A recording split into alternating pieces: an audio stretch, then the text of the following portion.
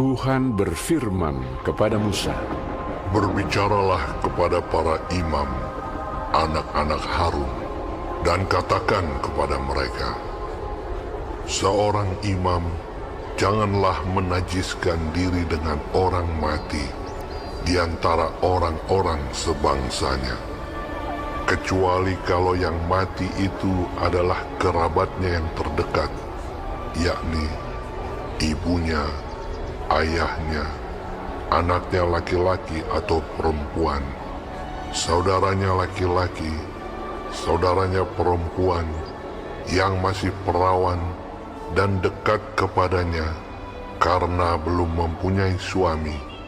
Dengan mereka itu bolehlah ia menajiskan diri. Sebagai suami, janganlah ia menajiskan diri di antara orang-orang sebangsanya, dan dengan demikian melanggar kekudusannya. Janganlah mereka menggundul sebagian kepalanya, dan janganlah mereka mencukur tepi janggutnya, dan janganlah mereka menggoresi kulit tubuhnya. Mereka itu harus kudus bagi Allahnya, dan janganlah mereka melanggar kekudusan nama Allahnya, karena merekalah yang mempersembahkan segala korban api-apian Tuhan, santapan Allah mereka, dan karena itu haruslah mereka kudus. Janganlah mereka mengambil seorang perempuan sundal atau perempuan yang sudah dirusak kesuciannya, atau seorang perempuan yang telah diceraikan oleh suaminya, karena imam itu kudus bagi Allahnya. Dan kamu harus menganggap dia kudus, karena dialah yang mempersembahkan santapan Allahmu. Ia harus kudus bagimu, sebab Aku, Tuhan, yang menguduskan kamu adalah kudus. Apabila anak perempuan seorang imam membiarkan kehormatannya dilanggar dengan bersundal, maka ia melanggar kekudusan ayahnya, dan ia harus dibakar dengan api. Imam yang terbesar di antara saudara-saudaranya, yang sudah diurapi dengan menuangkan minyak urapan di atas kepalanya, dan yang ditahbiskan dengan mengenakan kepadanya segala pakaian kudus, janganlah membiarkan rambutnya terurai, dan janganlah ia mencabik pakaiannya. Janganlah ia dekat kepada semua mayat, bahkan janganlah ia menajiskan diri dengan mayat ayahnya atau ibunya. Janganlah ia keluar dari tempat kudus, supaya jangan dilanggarnya kekudusan tempat kudus Allahnya, karena minyak urapan Allahnya yang menandakan bahwa ia telah dikhususkan ada di atas kepalanya. Akulah Tuhan. Ia harus mengambil seorang perempuan yang masih perawan, seorang janda atau perempuan yang telah diceraikan atau yang dirusak kesuciannya, atau perempuan sundal, janganlah diambil, melainkan harus seorang perawan dari antara orang-orang sebangsanya, supaya jangan ia melanggar kekudusan keturunannya di antara orang-orang sebangsanya, sebab Akulah Tuhan yang menguduskan dia.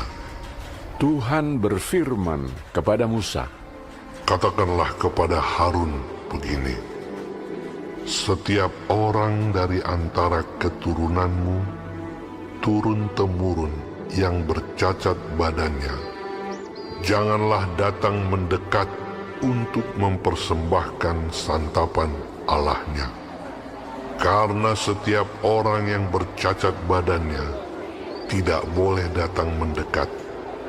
Orang buta, orang timpang, orang yang bercacat mukanya, orang yang terlalu panjang anggotanya, orang yang patah kakinya atau tangannya, orang yang berbongkol atau yang kerdil badannya, atau yang bular matanya, orang yang berkedal atau berkurap, atau yang rusak buah pelirnya.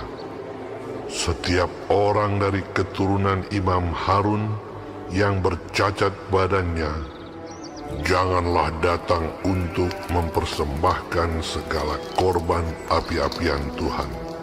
Karena badannya bercacat, janganlah ia datang dekat untuk mempersembahkan santapan Allahnya. Mengenai santapan Allahnya, baik persembahan-persembahan Maha Kudus maupun persembahan-persembahan kudus boleh dimakannya.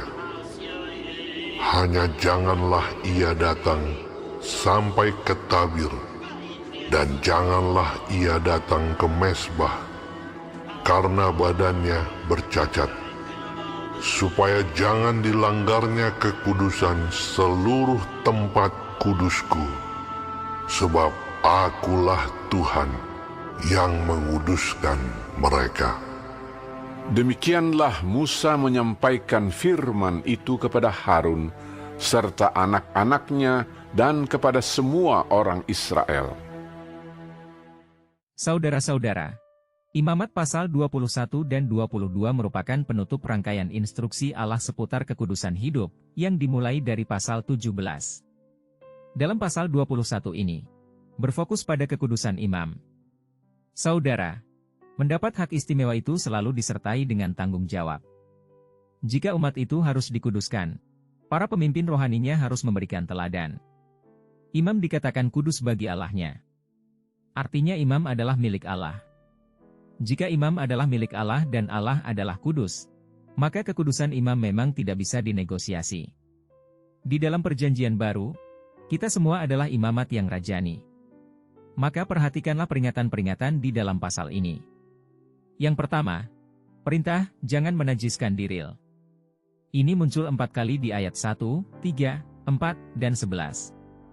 Yang kedua, jangan melanggar kekudusan nama Allah. Yang ketiga, jangan melanggar kekudusan tempat kudus Allah.